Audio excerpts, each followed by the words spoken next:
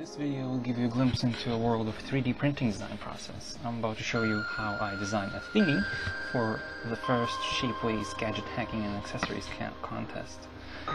So let's begin. I first need to create a reference cube, which is centimeter by centimeter by centimeter in size.